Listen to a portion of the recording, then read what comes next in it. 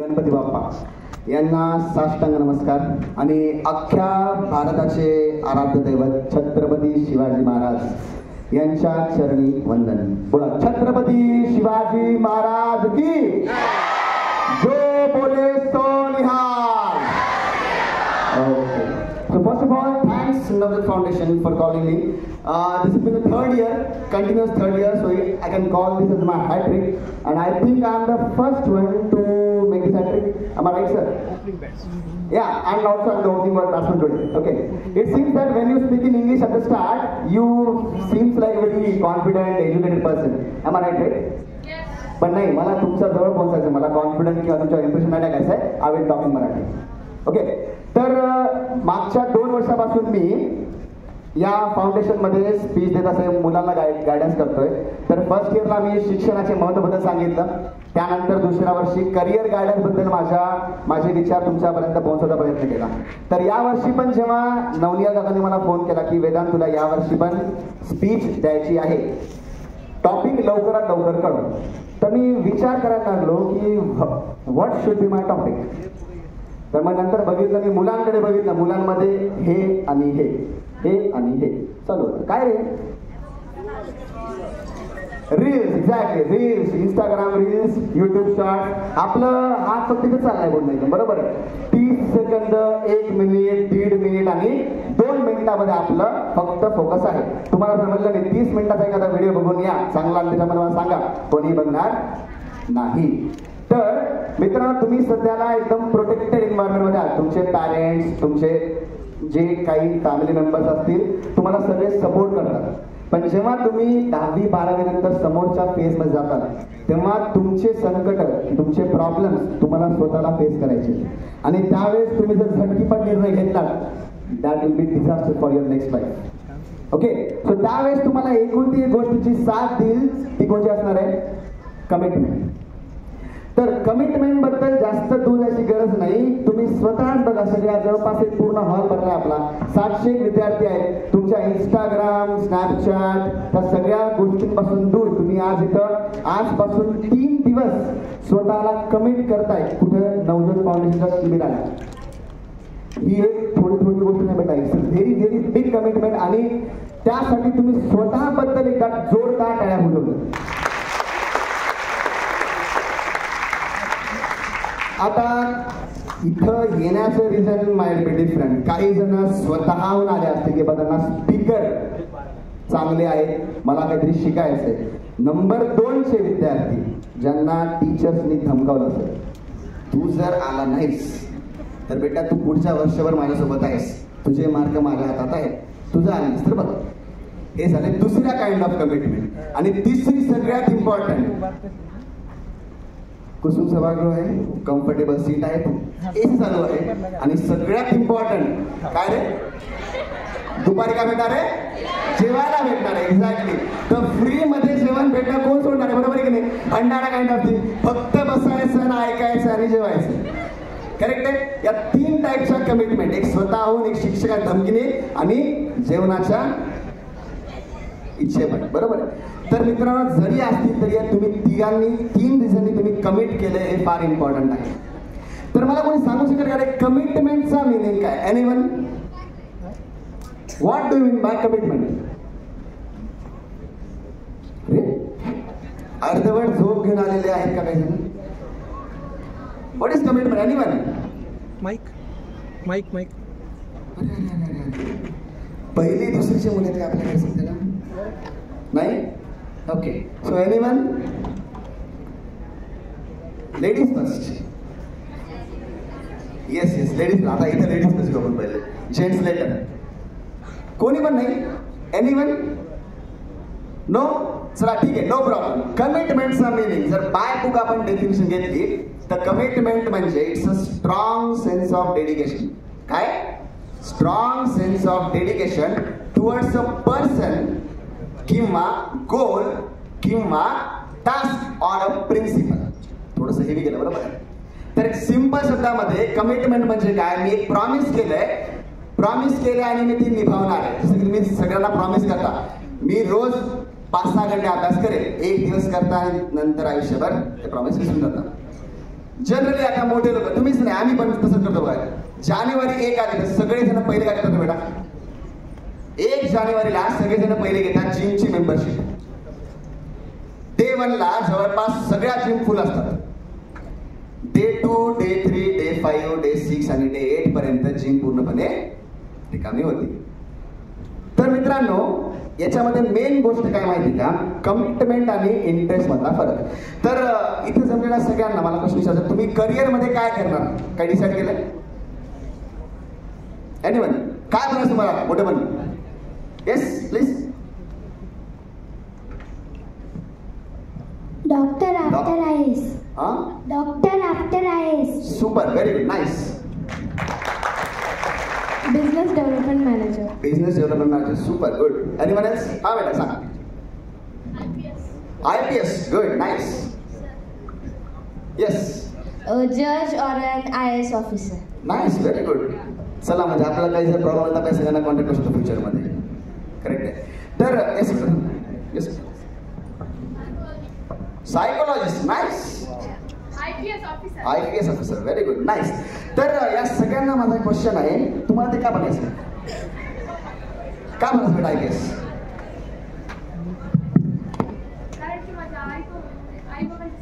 आई बाबांचं स्वप्न आहे. Okay, good. तुला बेटा सायकोलॉजिस्ट का बनायचं, कधी विचार केलाय? हा, तुला आर्किओलॉजिस्ट. आर्किओलॉजिस्ट का बनायचं बेटा? मला ना आपली हिस्ट्री बघायची. हिस्ट्री बघायची, ओके, ठीक आहे. तर सगळ्यांना माझा एक सिंपल क्वेश्चन आहे की आर यू इंटरेस्टेड और आर यू कमिटेड? मी निकाल काय ते, आर यू इंटरेस्टेड और आर यू कमिटेड? सांगा रे तुम्ही, इंटरेस्टेड असता आहेत का कमिटेड आहात? कमिटेड. डिफरन्स काय दोघांमध्ये? What is the difference between interest आणि कमिटमेंट? कोणी तर युट्यूबर बनणार आहे का? कोणाला आहे इंटरेस्ट युट्यूबर बनायला? Anyone? Yes, we have gamers, right? Gamer. Yes, okay. So why do you want to be a gamer? Yes, please. Don't worry. No issues. Sir population के लिए, हाँ? पॉपुलैरिटी के लिए. पॉपुलैरिटी, ओके, ठीक है. कौन है आपका idle gamer? कौन है आपका आइडल गेमर? MSTS, ओके, ठीक है. कितने सब्सक्राइबर उसके? 2 मिलियन. 2 मिलियन है, ओके, ठीक है. तर बघा, याच्यामध्ये जर आपण एखादा युट्यूबरचं एक्झाम्पल घेऊया, तर युट्यूबर बऱ्याच जणांना सध्याला युट्यूबरला बरीच डिमांड आहे, बराच फेम आहे, बराच पैसा आहे. त्यामुळे आजकाल बऱ्याच जणांचं ट्रेंड झालंय, स्वप्न झालं की मला युट्यूबर बनायचं आहे. तर काय करतो आपण, एखादा कॅमेरा घेऊन येतो, सेटअप घेतो, प्रॉपर पूर्ण वस्तू व्हिडिओ करतो आणि आपल्या सगळ्या कॉन्टॅक्ट्सला आपली ती लिंक शेअर करतो. लेट्स आपण 100 जणांना शेअर केला, 100 जणांनी चला पहिले काहीतरी लिंक आली, भाऊनी पाठवली, मित्रांनी पाठवली, बहिणीने पाठवली, आपण ती ओपन करून बघतो. एक व्हिडिओ झाला, दुसरा व्हिडिओ येईल, दुसऱ्या व्हिडिओला 100च्या ऐवजी 90 व्ह्यूज येते, तिसरा व्हिडिओ झाला अजून थोडे कमी येते. असे करत करत स्टार्टिंग फेज मध्ये तुम्हाला 10 व्हिडिओ सुद्धा तुम्ही टाकले तर हळूहळू तुमचा व्ह्यूज काय होतोय, कमी होतोय. मग तुम्ही काय करणार? What will do?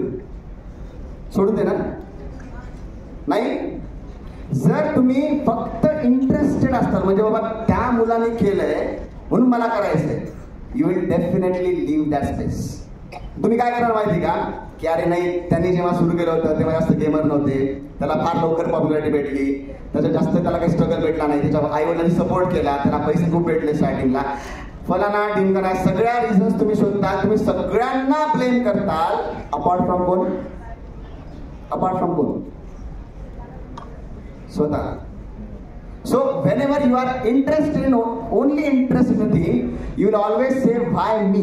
म्हणजे मीच का, म्हणजे माझ्यासोबत असं काय प्रॉब्लेम आले की बाबा, म्हणजे माझ्यासोबत प्रॉब्लेम आले, मला पैसे भेटले, मला व्ह्यूज भेटले, मला घरचे सपोर्ट केले, या सगळ्या गोष्टी वाय मी. तुम्ही प्ले करताल काय, victim card. You will always play a victim card. But instead of that, if you are committed, कमिटेडचा मिनिंग काय? What you will do for commitment?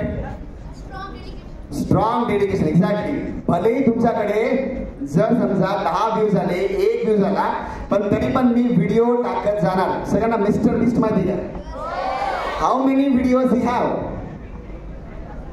Almost 1000, राईट? त्याच्या पहिल्या 200 व्हिडिओजवर जास्त काही व्ह्यूज नव्हते, but he still kept on going.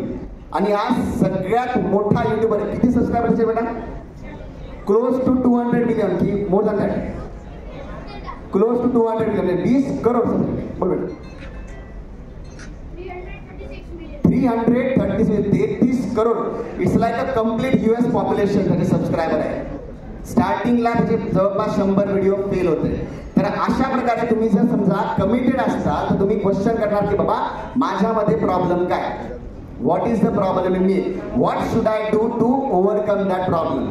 तुम्ही स्वतःला प्लेन करणार, स्वतःला इम्प्रूव्ह करणार, स्वतः गोष्टी तुम्ही त्याला नवीन नवीन गोष्टी शिकायचा प्रयत्न करणार. पण जर तुम्ही फक्त इंटरेस्टेड असता so you will blame others. So it's a journey from why me to why not me. Okay, त्याचं एक बेस्ट एक्झाम्पल आहे. मागच्या वर्षी माझा एक स्टुडंट होता माझ्याकडे. तर एक खेडेगावचा विद्यार्थी होता, साधारण एकदम, जास्त काही हुशार नाही. तर 11वीला माझ्या जॉईन झाला. तर थोड्या दिवसात तो मला येऊन भेटला माझ्या ऑफिसमध्ये. मला म्हणला की सर मला JEE क्रॅक करायची आहे. मी म्हणलं का, असं का रेसिपी तुझ्याकडे आहे? तर तो म्हणला की सर माझ्या घरामध्ये माझ्या बहिणीला सगळेजण हुशार समजतात, माझी कवडी मोल किंमत नाही. म्हणजे मला असं एक तुच्छ समजतात, याला काहीच कळत नाही, नुसता एक उडान टप्पू विद्यार्थी असं कोणतरी आहे. तर मग त्याने जेव्हा समजल्यानंतर त्याच्या डोळ्यात मी जी फायर बघितली, मग त्याला म्हणलं बघ बेटा अवघड आहे, तुला खूप जास्त मेहनत करावी लागेल. It is very very important to work hard. तर त्यानंतर काय झालं, त्यानंतर आम्ही बघितलं त्याचा प्रॉब्लेम काय होतं. मॅथ्स त्याचं बऱ्यापैकी होतं. Maths is not a problem for him. Problem was physics आणि केमिस्ट्री. त्याचा प्रॉब्लेम असा होता की त्या भाऊला इंग्लिश करायचं. हीट ट्रान्सफर सगळ्यांना माहिती. हीट ट्रान्सफर स्पेलिंग काय बेटा? कोणी सांगू शकतो हीट ट्रान्सफर? Yes please. हां. तर आपले भाऊ लिहायचे HIT TRANPHER. Heat transfer spelling एवढी त्याची व्हेरी व्हेरी बॅड इंग्लिश होती. तर मग मी काय केलं, त्याला म्हणलं की बाबा बघ तुला इंग्लिश इम्प्रूव्ह करावं लागेल. कोणत्या? You have to start from basic. तर आम्ही दोघांनी मिळून 2री पासून पुस्तक वाचायला सुरुवात केली. किती? 2nd पासून इंग्लिशचं पुस्तक वाचायला सुरुवात केली. कितवीला आहे विद्यार्थी? 11वी 12वीचा विद्यार्थी आहे. कोणतं वाचतो पुस्तक? तो 2री. तुम्ही वाचला असतं का रे 11वी 12वीला गेल्यानंतर? तुम्ही मागच्या स्टँडर्ड पुस्तक वाचलं असतं? नाही का? इगो. मी 11वी 12वीला आहे सर मास्तर पागल झालाय लिहून झालं काय पागल पुस्तक वाचायला हवं मला. पण नाही, त्या मुलांनी माझ्यावर भरोसा ठेवला आणि आय अप्रिशिएट दॅट. त्याने भरोसा ठेवला आणि आम्ही पहिले 2रीचं पुस्तक वाचलं. स्ट्रगल त्याला कळायला तयार नव्हतं स्टार्टिंगला. स्ट्रगल, बट हळूहळू आम्ही 2री कव्हर केली, 3री कव्हर केली, 4थी 5वी 6वी करत करत करत 11वी 12वी आम्ही कव्हर केली. लागला टाइम, लागला महिना लागला, 2 महिने लागले. पण ज्या दिवशी रिझल्टसाठी आला, रिझल्ट बघितला आणि आम्ही दोघे रडलो. त्याच्या घरून मला कॉल आला की सर तुम्ही आमच्या मुलाला घडवलं. मी म्हणलं नाही, तुमचा मुलगा स्वतः घडला. का घडला? वाय? कारण त्याला प्रूव्ह करायचं होतं की बाबा मी पण कोणीतरी आहे, माझं अस्तित्व घरामध्ये काहीतरी आहे, फक्त माझी बहीण हुशार नाहीये, मी पण कोणीतरी आहे. या एकुलत्या कमिटमेंटच्या जोरावर त्यांनी त्याचं पूर्ण भविष्य चेंज केलं. जेव्हा मी त्याच्या गावात गेलो होतो, त्याच्या घरच्यांनी मला बोलवलं होतं, तेव्हा म्हणजे सगळे गावकरी असे पूर्ण एकदम स्तब्ध झाले की बाबा हा मुलगा ज्याला आम्ही एकदम खिसगिती पण नव्हता, तो आज त्याच्या बॅनरवर फोटो आहे. It is very very drastic. आणि त्याच्या गावचे बरेच पोरं आमच्याकडे आले की जरा आता तुम्ही यांना घडवलंय, तुम्ही यांनाही घडवा. डोक्यात टाक माझ्या फन पडापड. ओके, तर ती गोष्ट आहे. तर कमिटमेंट नावाची गोष्ट इज व्हेरी व्हेरी इम्पॉर्टंट. अशा आपल्याकडे हजारो एक्झाम्पल आहेत. तर कोणाकोणाला दशरथ मांझी माहिती आहे? Anyone? Dashrath Manjhi, anyone heard about Dashrath Manjhi? 10 वर्षापूर्वी माहिती आहे? येस सर, जिसने पहाड़ काटकर अपने गांव वालों के लिए रास्ता बनाया. Yes, exactly. Thank you sir. तर दशरथ मांझी तुम्हाला बॅकग्राऊंड देतो. तर दशरथ मांझी एका बिहार मधला साधारण व्यक्ती. त्याचं गाव कसं बघा, असं छोटस गाव, त्याच्यात सगळ्या बाजूने काय पर्वत. ओके, आणि समजा दुसऱ्या गावाला जर कनेक्ट करायचं असेल तर त्याला असा पूर्ण एक चक्कर मारून जावं लागायचं त्या पर्वताचा. आणि तो पाड जवळपास 30 ते 40 किलोमीटरचा रस्ता. एके दिवशी काय झालं, दशरथ मांझींची बायको पर्वतावर चढायला गेली आणि तिचा पाय सटकला आणि ती डोक्यावर पडली. सिरियस इंजुरी झाली. तर 1959चा काळ. तर त्यावेळेस काही ऑटो नव्हती, आपल्याकडे काही हे नव्हती, कोणची सुविधा नव्हती. त्यांनी तिला टाकलं बैलगाडीमध्ये आणि 20 ते 30 किलोमीटरचा राऊंड मारता मारता त्या राऊंडमध्ये दशरथ मांझी बायकोनी प्राण सोडले. दशरथ मांझींचं त्यावेळेस सवय होतं फक्त 25व्या वर्षी बायकोने सोडून दिलं. बायको सोडून देवाघरी गेली. तर यावेळेस माणूस पूर्णपणे तुटतो मधून. तर त्या माणसाने विचार केला, नाही मी तुटणार नाही, मी त्याला तोडेल ज्याने मला माझ्यापासून माझी बायको गिरवून घेतली. तर 1960 साली दशरथ मांझींनी हातोडी, कुदळ आणि छन्नी घेतली आणि त्या पहाडाला, त्या पर्वताला खोदायला निघाला. ज्याने माझ्या बायकोचे प्राण घेतले मी त्यालाच फोडून काढणार. त्याचा एक डायलॉग आहे, जब तक तोडेंगे नाही तब तक छोडेंगे नाही. ओके. तर मित्रांनो 1960 पासून त्या माणसाने सुरुवात केली. 1970 झाला, 75 झाला, 80 झाला, 1982 साली त्या पहाडाचा पूर्ण त्याने असं पूर्ण 2 तुकडे करून टाकले. किती वर्ष? 22 इयर्स. 1960 ते 1982 22 वर्ष सतत मेहनत केली त्या माणसाने. विचार करा, तुम्ही समजा गेले कुठेतरी आणि तुम्ही पहाड फोडायला लागले, तुम्हाला काय म्हणतील लोक? पागल म्हणतील, डोक्यावर पडलाय, येड लागले, घरचं नाकल नाही याच्यात. सगळ्या गोष्टी दशरथ मांझींना बोलल्या गेल्या. इव्हन करप्ट पॉलिटिशियन त्यांच्यावर आळ घातला की बाबा तुम्ही दगड चोरी करताय. ज्या मुमेंटला पॉलिटिशियन दगड सोडून न्यायचे, त्यांना जेलमध्ये टाकलं. अनगिनत यातना त्यांनी सहन केल्या. त्यांच्याकडे पैसे नव्हते, त्यांनी घर विकलं, शेती विकली, सगळं. पण त्यांचं एकच कमिटमेंट. काय कमिटमेंट आहे? जब तक तोडेंगे नाही तब तक छोडेंगे नाही. बरोबर आहे. तर मित्रांनो, एक साधारण व्यक्ती, साधारण गावचा, बिहारचा, जिथे जास्त एज्युकेशन नाही, एवढं कमिटमेंट दाखवू शकतो. तर आपल्याकडे काय आहे? आपल्याकडे सगळ्या सुविधा आहेत. बरोबर आहे. दुसरं एक्झाम्पल, असं अननोन एक्झाम्पल, मारवन अटापट्टू एक क्रिकेट प्लेअर होता. मला आठवते, श्रीलंकन क्रिकेट प्लेअर होता. बरोबर आहे. त्याची पण स्टोरी एकदम वाचण्याजोगी. जवळपास एक 1990च्या काळामध्ये मारवन अटापट्टू डोमेस्टिक क्रिकेट, श्रीलंकेच्या डोमेस्टिक क्रिकेटमध्ये एकदम भयानक मोठं नाव होतं. वयाच्या 20व्या वर्षी त्याला नॅशनल टीम मध्ये कॉल अप झाला. त्यावेळेसची Sri Lanka team world cup winning होती. बरं मित्रांनो, आत्ताची श्रीलंका टीम आणि ती टीम म्हणजे जमीन आसमानचा फरक आहे. जशी सध्याला इंडिया टीम आहे तशी त्यावेळेस काय होती? श्रीलंका टीम होती. आणि त्या टीम मध्ये मारवन अटापट्टूला टेस्ट मध्ये कॉल अप आलं. 20व्या वर्षी सगळीकडे नाव झालं, घरचे खुश, सगळे खुश. भाऊ 20व्या वर्षी आपले गेले मॅच खेळायला. पहिला बॉल खेळला, दुसऱ्या बॉलला डकवर आउट झाले फर्स्ट इनिंग मध्ये. चला ठीक आहे, टेस्ट आपल्याकडे 2 इनिंग होती. दुसऱ्या इनिंगला आले, दुसऱ्या इनिंगला फर्स्ट बॉलला डक. दोन्ही इनिंग मध्ये डक करणारा पहिला श्रीलंकन प्लेअर हा बॅड रेकॉर्ड त्याच्या नावावर झाला. ऑब्विसली काय होणार आहे बघ? टीम मध्ये ठेवती का त्या प्लेअरला? नाही, टीम म्हणून त्याला बाहेर काढलं. 1.5 वर्ष तो माणूस टीमच्या बाहेर. तर या 1.5 वर्षात मारवन अटापट्टूने स्वतःवर एवढी मेहनत घेतली आणि डोमेस्टिक क्रिकेटमध्ये त्यांनी एवढी चांगली खेळ केल्यानंतर त्याला पुन्हा कॉलअप आला. पुन्हा पहिली मॅच, पहिल्या इनिंग मध्ये किती मारले त्यांनी? 0. Again duck. पुन्हा नेक्स्ट इनिंग आली. नेक्स्ट इनिंग मध्ये अंपायरच्या चुकीमुळे त्यांना 1 रन भेटला. नाही तिथे पण काय केलं असते? 0. तर किती डक गेले बेटा? इनिशियलचे 2 डक, इकडे पुन्हा 3रा डक आणि 4थ्या इनिंग मध्ये अंपायरच्या चुकीमुळे जाता डक गेला. काय होईल? पुन्हा टीमच्या बाहेर गेले. सो टीमच्या बाहेर गेल्यानंतर पुन्हा किती वर्ष बाहेर गेले? यावेळेस 2 वर्ष बाहेर गेले. पुन्हा खेळ खेळली. मीडियामध्ये फुल एकदम क्रिटिसिझम. घरचे म्हणतात बेटा जाऊ दे, आपला बिझनेस आहे, चांगलं तिथं कर. पण नाही, मारवनची कमिटमेंट काय की मला श्रीलंकेसाठी कोणत्या यादीत क्रिकेट खेळायचं म्हणजे क्रिकेट खेळायचं आहेच. पुन्हा 2 वर्ष मेहनत घेतली. पुन्हा एवढी खतरनाक खेळ केली. पुन्हा नॅशनल टीम मध्ये कॉल अप झालं. आला पहिल्या इनिंग मध्ये पुन्हा 0. खोटं बोलत नाही, इट्स अ रिअल स्टोरी. पुन्हा 0 वर गेला. सेकंड इनिंग आली, पुन्हा काय? 0. इनिंग्स खेळला किती? 6. रन किती? 1. कोणा चुकीमुळे? अंपायरमुळे. आणि डक्स किती 5. तर अशा प्लेअरला तुम्ही स्वतः सांगा, तुम्ही सुद्धा टीम ठेवता बेटा,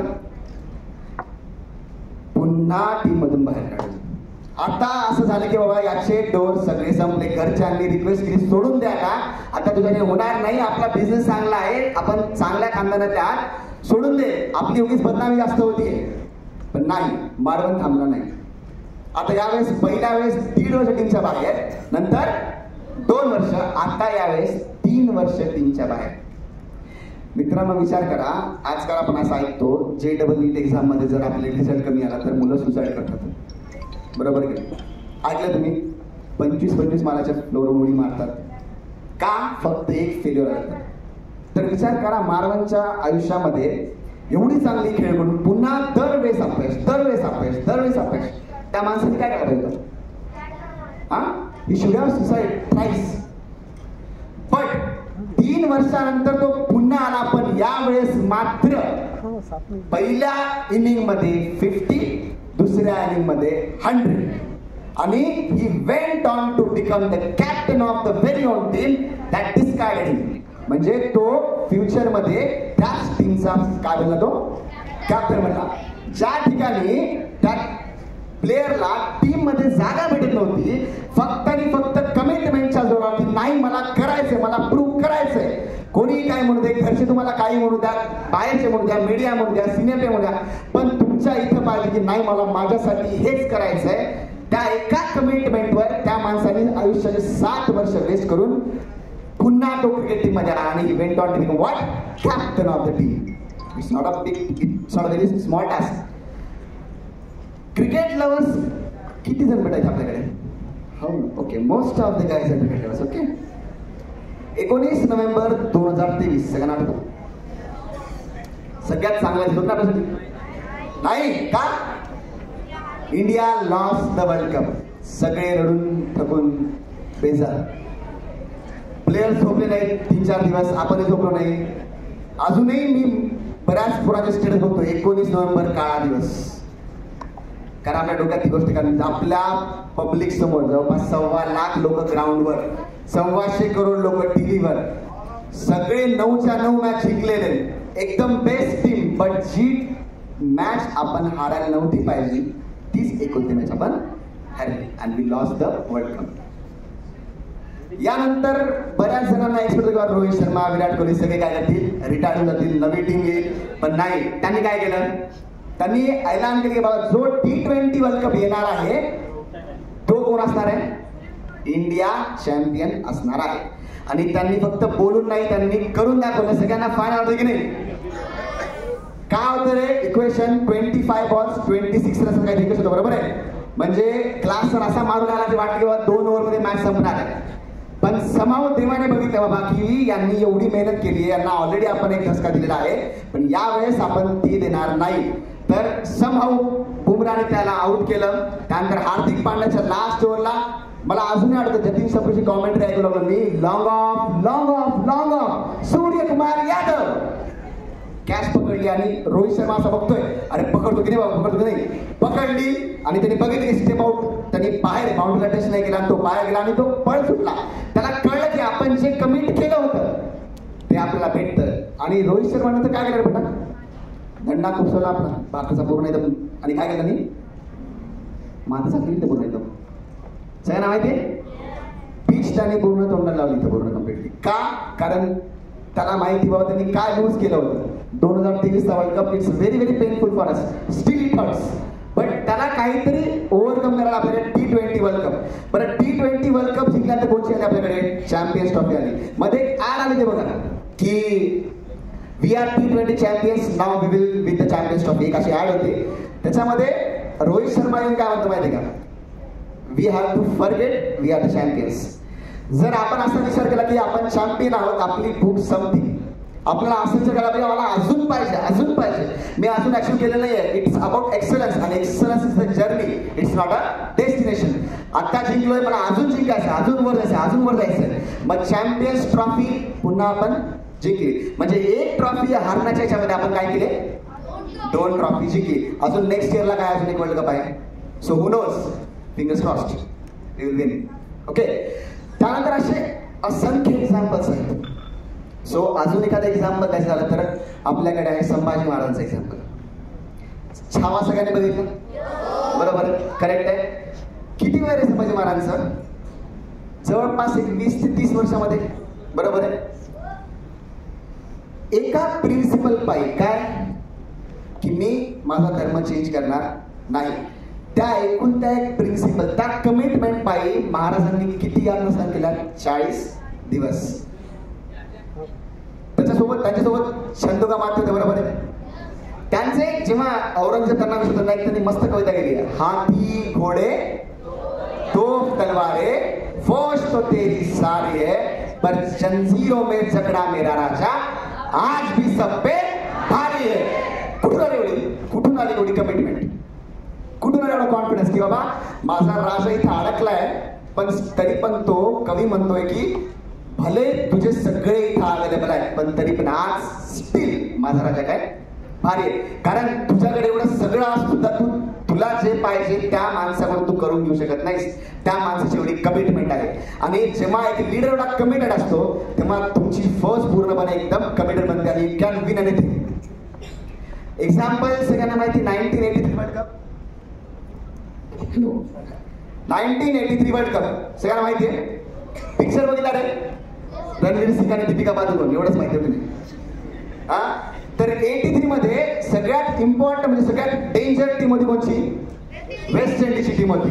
म्हणजे एकापेक्षा एक नाव डेंजर. कोणाकोणाचे नाव घेऊन त्यावेळेस अजून डेंजर. बरोबर आहे. तर त्यावेळेस कपिल देवला एका प्रेस कॉन्फरन्स मध्ये विचारलं की व्हाय आर यू हिअर? काय विचारलं? Why are you here? तर कपिल देवचे रिस्पॉन्स काय माहिती का? We are here to win. म्हणजे इमॅजिन करा, ज्या टीमला जाण्यासाठी पैसे नव्हते त्याचं कॅप्टन काय म्हणतोय? We are here to win. आणि त्या माणसाने खरंच प्रूव्ह करून दाखवलं. जेव्हा तुमचा एक लीडर कमिटेड असतो त्यामुळे तुमची पूर्ण टीम पूर्णपणे एकदम त्या लीडरला भक्ती करेल. लक्षात ठेवा, जर एका शिपचा लीडर म्हणजे शिप जे असतात मेंढर, त्यांचा लीडर जर सिंहाचा असेल, म्हणजे सिंहाचा लीडर असेल वर्सेस सिंहाचा लीडर जर मेंढराचा लीडर असेल तर कोण जिंकणार आहे? The one with the leader having the mindset of lion. Okay, because mindset always matters. मी का करू शकत नाही की मी करू शकतो की मी करू शकत नाही, या 3 गोष्टींमध्ये फार फरक पडतो. एक्झाम्पल अजून त्याच्यानंतर असे खूप एक्झाम्पल आहेत. सचिन तेंडुलकर सगळ्यांना माहिती. सचिन तेंडुलकर जेव्हा त्याच्या पीकला होता, जेव्हा तो सेंचुरी कोणत्याही टीमला येऊ द्या असं खडाखड एकही बॉल त्याने सोडला नाही, त्यावेळेस त्याला कळालं की त्याला टेनिस एल्बो झाला. म्हणजे टेनिस एल्बो म्हणजे काय की तो ही cannot even lift the bat. म्हणजे असा एक बॅट्समन जो वर्ल्ड मधला कोणत्याही बॉलरला छक्के चौके मारू शकतो, तो he can't even lift the bat. म्हणजे काय असेल त्या माणसावर काय पडली असेल. इट्स लाईक तुम्ही क्लासमध्ये एक्झाम मध्ये तुम्ही 95 96 काढला मार्क आणि तुम्ही पेपर मध्ये जाऊन तुम्हाला 1+1 आठवत नाही. It's like that scenario. तर सचिनने 2 वर्षामध्ये त्याला ओव्हरकम केलं आणि he went on to score 100 century. सगळ्यांना युवराज सिंग माहिती आहे? युवराज सिंग स्वतः कॅन्सर मध्ये होता, कॅन्सरच्या फेज मध्ये होता. त्यावेळेस त्यांनी इंडियाला वर्ल्ड कप जिंकून दिला. नंतर त्यांनी कोणाला सांगितलं पण नाही की मला कॅन्सर झालाय म्हणून. वर्ल्ड कप जिंकल्यानंतर कळलं लोकांना की कॅन्सर झालाय. त्यांनी केमोथेरपी घेतली, पुन्हा रिटर्न आला. लोकांना वाटलं की आता युवराज सिंग संपला, बट नाही. The commitment that he had, he came back to the team and he score is highest score 138+ something he score. आणि त्याचा तो काय होता? हायेस्ट स्कोर त्याच्या पूर्ण करिअर मधला. रिसेंट एक्झाम्पल आपल्याला ऋषभ पंतचा आहे. कार ऍक्सिडेंट मध्ये जीव जाता जाता वाचला, चालता येत नव्हतं. विकेट किपरचं काम फुर्तीचं काम असतं, एकदम पटकन पाहिजे क्विक मध्ये. धोनी कसा बसेल त्याला आता? स्टील 43 एज बट किपिंग म्हणलं की 0.13 सेकंड 0.12 सेकंड. तर तुम्हाला क्विक पाहिजे. ऋषभ पंतला पाय पण हलवता येत नव्हता. स्टील एक मधली असती आग बेटा. तुम्हाला माहिती का, कमिटमेंट एक असं डीप डार्क फॉरेस्ट तुमच्या समोर आहे. तुम्हाला मध्ये किती मध्ये जायचं हे माहित नाहीये. मध्ये एक पण प्रकाश तुम्हाला भेटणार नाही. फक्त प्रकाश तुमचा कोणता आहे? इंटरनल. तुम्ही मध्ये गेलात, तुम्हाला फक्त स्वतःवर भरोसा पाहिजे, वरच्यावर भरोसा पाहिजे. किंवा मी जे करतोय ते करेक्ट करतोय आणि तुम्ही चालत राहायचं. तुम्ही चालता काही ना काही तुम्हाला लोक भेटणार आणि कारवानी गेल्यानंतर तुम्ही यशस्वी व्हा. तर हे झालं. पण ज्यांना ऑलरेडी काहीतरी करायचं आहे, ज्यांचं ऑलरेडी बक्की जण असं अजून माहित नाही मला, अजून फक्त लाईफ एन्जॉय करायची, इंस्टाग्राम, स्नॅपचॅट, युट्यूब व्हिडिओज, असे बरेच सारे विद्यार्थी हात वरवरच करणार नाही, मला माहिती आहे, तुम्ही विचारणार पण नाही. ओके, पण त्यांच्यासाठी एक एक्झाम्पल आहे बघा. किती वेळेस माझ्याकडे आहे? हा टाइम नहीं हो गए. ओके, असं का एक्झाम्पल खूप आहे माझ्याकडे, टाइम रेस्ट्रिक्शन आपल्याकडे आहे. तर एक राजा होता, त्या राजाला एक गिफ्ट मध्ये 2 गरुड पक्षी भेटले, छोटे पिल्ल. तर राजाच्या त्या दोघांवर अतिशय जीवापाड प्रेम. त्यामधला एक गरुड असा मस्त गगन भरारी गायचा, पण दुसरा एका झाडाच्या फांदीवर जाऊन बसायचा. राजाने खूप प्रयत्न केले पण ही कुडंट, म्हणजे त्याने खूप प्रयत्न केले पण तो पक्षी उडायलाच तयार नाही. मग शेवटी त्याने हारून काय केलं की गावात दवंडी पिटवली की जो कोणी या पक्षाला उडवेल आकाशामध्ये त्याला माझ्याकडून सोन्याची मोहर. आता सोन्याची मोहर म्हणलं की सगळेच हौशे नवशे गोष्टी आले. सगळ्यांनी ट्राय केलं पण तो काही पक्षी उडायला तयार नाही. तर त्यानंतर संध्याकाळी एक थकलेला शेतकरी आला, म्हातारा बिचारा एकदम पूर्ण काम गाडीला पूर्ण आला आणि तो म्हणला की राजा मी ट्राय करू का? तर राजा त्याने बघितलं, तू काय करणार, एवढे दरबारी एवढे सगळे हुशार माणसांनी ट्राय केलं पण तो उडला नाही, पण जा ट्राय ते करून बघ काय ते. तर गेला 10-15 मिनिटांतर आला, तो पक्षी वर उडाला. तो शेतकरी म्हणला की राजा बघा ते 2 पक्षी आकाशात उडत आहेत. तर कोणी सांगितलं मला की काय त्यांनी केलं असेल रे बेटा, what he might have done, की जेणेकरून तो पक्षी आकाशात उडला पुन्हा दुसरा पक्षी आणला नाही. पहिले सांगायला तो म्हणतात की त्यांनी स्वतःहून दुसरा पक्षी आणला आणि तो उडवला आकाशामध्ये. So what he might have done? Anyone? No? तर मित्रांनो एकच काम केलं, ज्या फांदीवर तो पक्षी बसायचा शेतकऱ्याने काय केलं, ती फांदीच कापून टाकली. मग आता पक्षी बसणार कुठे? सो पक्षी उडाला वर. सो मित्रांनो सांगायचं तात्पर्य असं आहे की तुमच्याकडे बॅगेज आहे, तुमचं इंस्टाग्राम, स्नॅपचॅट हे तुम्हाला काय करतंय, मागे रोखून धरतंय. तुम्ही अतिशय ब्रिलियंट आहात, तुम्हाला माहिती नाही तुमची किती कॅपॅबिलिटी आहे ते. यू नेव्हर नो, एखादा साधा माणूस पण फार मोठा व्यक्ती बनू शकतो. We have so many examples. आपले पंतप्रधान नरेंद्र मोदी काय होते पहिले? चायवाले. आपले मार्क्स सध्याला डेप्टी सीएम काय होते? रिक्षावाले होते. आज काय ते डेप्टी सीएम. असे किती ते असंख्य एक्झाम्पल आहेत आपल्याकडे. जे एक साधा माणूस he can be a trend setter. सगळ्यांना ऍडॉल्फ हिटलर माहिती? हिटलर माहिती? हिटलर काय होता? एक साधा, त्यांनी काय केलं, पूर्ण चेंज केलं. आणि तुम्हाला असं वाटत असेल की बाबा की मी खूप जास्त मेहनत करतोय पण मला यश भेटत नाहीये, तर टेन्शन घ्यायचं नाही बेटा. एक सेइंग आहे बेटा, if you are in the dark for so long and you feel like you are buried but you are not buried, you are planted. असा मिनिंग कळला कोणाला? काय म्हणलं बघा, तुम्ही जर खूप वेळापासून तर डार्क मध्ये असता, म्हणजे तुम्ही खूप मेहनत करताय पण तुम्हाला यश भेटत नाहीये, तुम्हाला पाहिजे तसं यश भेटत नाहीये, तर याचा मिनिंग असा नाही की तुम्ही हरलात. याचा मिनिंग काय, देव तुमच्यासाठी काहीतरी फार मोठी गोष्ट स्वतःहून बनवतो आहे. माझ्याकडे माझं पर्सनल लाईफचं एक्झाम्पल आहे. 10वी असताना मला असं म्हणायचे की बाबा you are a district topper. Definitely district topper नाही तू. मी पण थोडंसं कॉन्फिडन्स असेल, आपला पेपर खूप छान गेले, पण रिझल्ट लागला I was not even a school topper. Me second आला स्कूलमध्ये. त्याचे आपल्या असे मित्र बघा, अरे तू तर डिस्ट्रिक्ट टॉपर आहे काय, यू आर सेकंड नाव. तर असं झाल्यानंतर मग मला असं वाटलं की यार म्हणजे आपण कुठं चूक केली. मग त्यावेळेस माझ्या आईने मला सांगितलं की वेदांत टेन्शन घेऊ नकोस, 10th आहे, एक झालं, आता 12वीवर फोकस कर. सो 12वीवर फोकस केल्यानंतर मी 12वीमध्ये तुम्हाला सांगतो मित्रांनो, माझं सकाळी शेड्यूल होतं. मी 5:30ला जेवायचो. किती वाजता? 5:30 वाजता मला आई सकाळी पोळी द्यायची. 7 वाजता मी कॉलेज जायचो. त्यानंतर मग मी पुन्हा क्लासेस करायचो. 8-9ला आल्यानंतर पुन्हा झोपायचो. मला अभ्यासाला वेळ नव्हता. मी जो काय अभ्यास करायचो तो कुठे करायचो? क्लासमध्ये. कसं व्हायचं, माझा क्लास आणि ट्युशन दोघांचंही सेम चालायचं.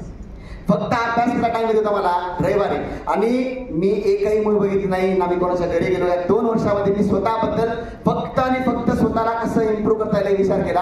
आणि त्यानंतर मला या माझ्या प्रयत्नामध्ये देवाने यश दिलं. मी CET मध्ये नांदेड टॉपर होतो, स्टेट रँक 70 होता. या सगळ्या गोष्टी दिल्या. फक्त सांगायचं एवढी गोष्ट बेटा, कमिटमेंटमुळे आणि एखाद्या कर्तृत्वामुळे व्यक्तीला देव पण येतं. याचं मूर्तिमंत उदाहरण कोणतं आपलं? छत्रपती शिवाजी महाराज.